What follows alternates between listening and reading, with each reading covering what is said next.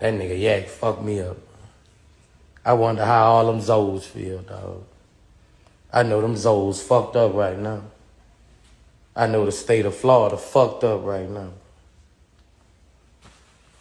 This nigga ain't got no morals, don't got no principles. Damn. Thought that little nigga was like that, bro. That nigga ain't no street nigga at all. Yo, so Kodak Black did a song with Tekashi 6ix9ine, and the internet is in an uproar. Like, everybody's shocked and surprised. Like, why y'all surprised for? It's Kodak Black. He been weird. Like, if anybody was gonna do a song with Snitch 9, it was gonna be him, Kodak Black. Like, I'm not surprised at all. Number two, that real stand-up solid shit is dead in hip-hop. Like, that's over. The only people that's still upholding that is the older generation. After we gone, it's over. And we're the blame. Like, the streets, the real in the streets and hip-hop is dead. Goodbye. All right, so we gonna get all the facts out of the way real quick, just so we can get to the opinions and stuff like that. We gonna talk about all the mad people later, but just to line up more mad people, Tootie Raw is mad. You see the screenshot, you can read it. Kodak Black's baby mom is defending him. She's mad too. Everybody's mad except two people, Kodak and 6ix9ine, because Kodak and 6ix9ine have a song together. You know, it's all smiles. They enjoying each other's company. It's just some of the greatest stuff on the planet, I guess. You know, that's what it is. So with that being said, yeah, let's get into the facts. So first off, the song is hilarious. The lyrics are real hilarious. We'll get into the lyrics in a moment, but I have to do a caveat that you're not going to see on most videos, I don't think, because everybody forgot about this. 6ix9ine and Kodak had a quick little skirmish, a quick little beef. Let's take you back to 2018, before 6ix9ine got jammed up in the RICO, before his whole gang was like going against him and stuff like that, before Shotty fucked his baby mom, before all of that. Back when everybody was like, man, Tekashi is beefing with everybody. He the hottest rapper out here, and he, you know, some nigga somewhere thought he was a real street nigga.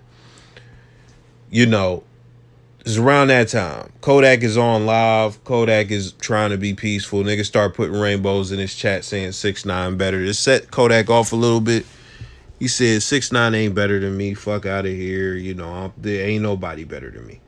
That's all he really said, because niggas was antagonizing him. He bit the bait. 6ix9ine, because he had the full protection of Shotty, and like, you know, most of this time he's had protection from somebody. You know, he basically said Kodak can suck my dick. It was a quick post and delete. And then after the post and delete, he made another video talking about stop telling me who I can't beef with. And that's all it was. So it wasn't no piping hot sizzling beef, but it was something to where this cat told Kodak Black to suck his dick. That's just what it is. So it was a quick little skirmish. But nothing can cure a whole beef like $1 million feature. Now, do I believe that, you know, 6ix9ine paid Kodak $1 million to do the feature? Not really. I don't believe it, because, you know, I know some of the type of money these rap niggas be getting, and I could see him charging more than what he normally charges, but $1 million, I got to see a receipt for me to actually believe that, you know. There is a clip that I would have put in here, but YouTube is real sketchy, real fishy right now. You know, they hit your boy with like a fake strike, so I'm just trying to chill a warning. But the engineer took out a line where the nigga said, I'm so cold, I'm getting cheese off a rat. You're going to see the direct quote up there. That was the last bar, and I feel like that was, or I got a rat giving me cheese. I'm so cold, I got a rat giving me cheese. Something to that effect. Hilarious line, hilarious verse. The nigga he did the verse, and, you know, the song went to publish, and they did, I'm pretty positive they did a video, because them niggas was together all cheesing and stuff like that. If $1 million buys a verse and some peace, I have no issue with it. I have no issue with it. So that's the funny thing. This nigga trolled him through the whole verse, and 6ix9ine paid this nigga something. Even if it ain't $1 million, it's a healthy ass check. I guarantee you that. So I want to address the point that China Mac made, because out of all this, China Mac, he made a valid point that niggas don't get, like, all that integrity shit. That shit is over when it comes to the street shit and the music industry and da-da-da-da-da. He's right. Because when it comes to the average fan, we really don't give a fuck, because we're not in the streets and we know that this code is fake, or we just don't give a fuck about the code, because if somebody rob us, if somebody do something to us, we're calling the fucking cops. That's just what it is. And look, I've never called the cops in my life, but as far as like all of this shit, we don't give a fuck about this snitch shit. We came for the fucking music. That's what we came for. We don't give a fuck. And a whole gangster niggas, the niggas that believe in the G code, like them niggas that believe in the G code don't drive the consumer base. They don't. They are such an insignificant portion of the consumer base. Because when you go to these motherfucking concerts, a lot of the people in the motherfucking crowd, whether they smoking weed or any of that shit, I don't give a fuck who concert. Most of these motherfuckers is hard-working individuals who have jobs. That's what it is. Just keeping it real. When it come time to buy some merch, buy some out, a lot of these niggas got jobs. I don't give a fuck how much, oh yeah, man, I used to be a street nigga. Oh yeah, man, I used to be in jail. Oh man, bruh, most of these niggas, most of the consumer base has jobs and are upstanding citizens. That's just what it is, man. That's just what it is. So when we get past that, China Mac is right. The era of that, like the whole integrity, is done, because what incentive do you get for not getting a bag? And that's the one thing I want to talk about when it comes to the street shit. It's real confusing. Because if you look at it, these rappers are mad at another rapper for rapping with another rapper. How fucking ridiculous does that sound on the surface? It sounds very fucking ridiculous. But then you got to add all this context. Well, this nigga snitched and da-da-da-da-da. Why the fuck would that matter amongst rappers? I'm going to tell you why it matters. And this is where the core issue lies with all of this. When it comes to these rappers, nobody has told them, you made it. It's over. You made it. Nobody has told these rappers, you are an entertainer now. You are a bag. You are a $1 million man now. Nobody has told these niggas, you can leave the streets behind and make an honest living talking about how you used to live dishonestly. Nobody has told these niggas that. The issue is, in these niggas' brains, they still think that they street niggas. That's the issue. So with them still thinking they street niggas, they look at each other not as rappers, they look at each other as street niggas. And the funny thing about that is, if you come from the hood and shit like that, it's different when you in the same neighborhood and you in the same city and, all of that shit.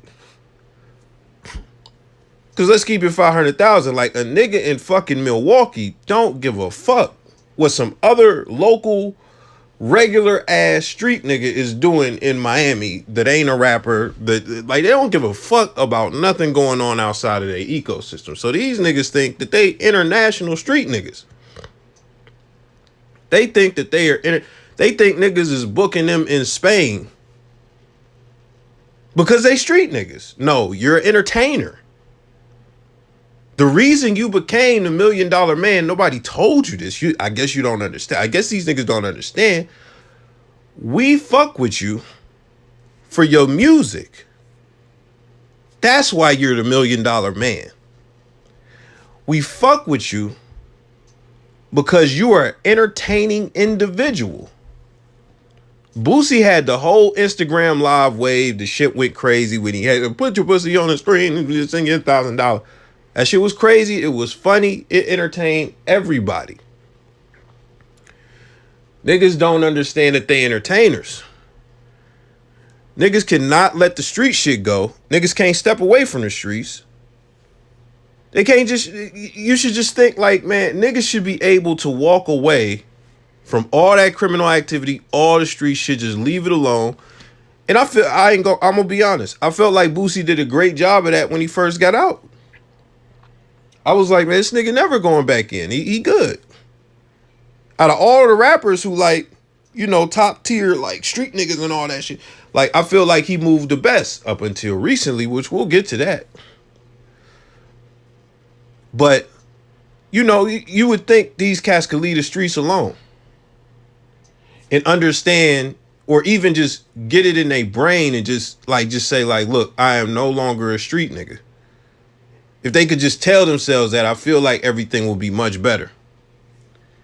Now, some of you, like, you know, ex-incarcerated niggas and just like street nigga deluxe ass niggas might be listening to this like, well, shit, nigga, why can't they be both? Why can't they be both? Why you shit? You can't shake that off, nigga. You can shit. If you a street nigga forever, nigga. You can't shake that off. Shit, that's a part of them, nigga. That's in their bones. Whether you right or wrong, I'll tell you one thing you right about. The fact that these niggas still consider themselves street niggas, guess what else they can't shake off? The street shit. The shit that comes with being a street nigga that shouldn't be impacting a $1 million nigga. Niggas is popping up in Ricos with wiretaps telling other niggas to commit violent acts. Is multi-million dollar niggas. G Herbo just got caught doing fraud and he about to sit down 5. That's crazy, man. I fuck with G Herbo, I fuck with the music, but that's some sad shit, man. When you hear about shit like that, that's sad. Boosie was in fucking LA with the Crips on live with a gun in his fucking pants. And we could have a whole, oh man, nigga's supposed to he's supposed to have a shooter with him. He's supposed to shit. Somebody else supposed to hold the gun, man. That nigga know he a felon. He ain't supposed to have a gun. It's California. We could have all those conversations. But at the end of the day, because we could talk about, oh man, the nigga should have legit security because he's a star. He's a star. I know niggas is like, I seen niggas in the comment, oh, he sold 500. Man, listen, man, Boosie still get a bag. Boosie still get a bag, bro. Boosie is still somebody out here. I don't care what niggas saying like about no album sales of it. Like Boosie still get a bag. Boosie still got some star power, dog. So yeah, he should have legit security, but you can't go around the Crips, you know, or the gangbangers and all of that shit and have the legit security. You gotta have some homies from your motherfucking town that you came from and shit like that, holding the gun, all that shit. But this is the real issue. Why the fuck was he out there? Not why was he on live. Why the fuck was he even out there? I heard Boosie on Vlad, and he said some real shit. Back when niggas was dying in LA and shit like that, all the rappers that he said, bro, LA is like a treacherous place when it comes to rappers. I don't even play when I go into LA, man. I get in the car, I go handle my business. When I'm done handling my business, I go back, get on that motherfucking plane. I'm not around mingling. I'm not out doing no bullshit. We get in, we get the money, we get out. I feel that. It reminds me of a take Juvenile had way back in the day. He said, listen, when you in these other people's cities, you are an alien. All I do, I get on that motherfucking tour bus. I get out when I get to the show. Sometimes I might hit the mall or some little shit like that. But for the most part, I do not be trying to be in no areas I'm not supposed to be in. I don't be trying to explore. I get the bag and I get the fuck out. But just going back, what is compelling Boosie to even be around some fucking Crips? He's not even a gangbanger. He had a clique and shit like that, but he's not even like, you know how them like LA niggas be, oh man, if you rep the 60s in fucking Texas, nigga, you gotta tap in with the 60s and see all of this shit where you know where this shit came from. You gotta go to the George Washington Monument of Crip and get the history lesson. You know they be kicking all that shit. Boosie don't gotta go through that. I understand the whole, like, you know, extortion, you know, shit they be kicking into protection and oh, you just looking out. I understand all that talk, but Boosie don't gotta go through none of that, dog. I just don't understand why a nigga that deep into this shit would be doing something like that. Now I'm gonna point at somebody else. You got somebody like Yo Gotti. This is what niggas should be like. Just keep it in 500,000. Yo Gotti, probably in his mind, he still think he a street nigga. He probably thinks that, like, to his core, like how y'all like, oh man, you can't shake that off, nigga. Once it's in you, it ain't on me. It's in me. Like, you know, he probably still got that in him. When the Young Dolph beef happened, man, he didn't respond with no diss. He didn't respond with no motherfucking tweets. He didn't get on live. He didn't entertain none of that shit at all. He didn't give it no energy. He gave it zero energy. He just stayed in his lane, kept signing niggas, kept doing what he was doing. You look at him now, he done signed Glorilla, he done signed Moneybag. It might be some other people he signed that I'm not aware of, but, you know, his label is thriving. When you look at Yoga, he changed his shit from Cocaine Music Group to Collective Music Group, so he could keep the initials, but have it have more of an appeal to where, you know, it's more marketable and it's not as taboo and shit like that. He's strictly about the business, man. He's strictly about the business. He knee deep in this entertainment shit. He's not, check this out. Because we don't know what he's doing, because he don't be on live. I highly doubt he's going to kick it with Crips for no reason in a city he not from. But if he is, he not on live, man. The nigga is strictly about a bag, and he is trying to get the bag. And that's all it is, man. So when it come down to it, just to wrap this up, these niggas, somebody please get on the memo, man, that like, you know, oh man, you don't come from this, you don't understand this, Mello, you ain't no street nigga, you should stay in you should stay in the pedestrian lane, you should stay on the sidewalk. That's all cool. I'm gonna be on YouTube talking, dog. I don't want no bad to happen to none of these niggas. I just want the best for them, man. If niggas want to maximize on the motherfucking success that they have, I cannot give niggas the business plan. I cannot tell niggas, look, this is what you need to invest in. I cannot tell niggas nothing like that. But I can tell you 2 + 2 = 4. And I can tell you if you stay mingling in the street shit, you gon' get fucking street results, nigga. That's it. I'm out.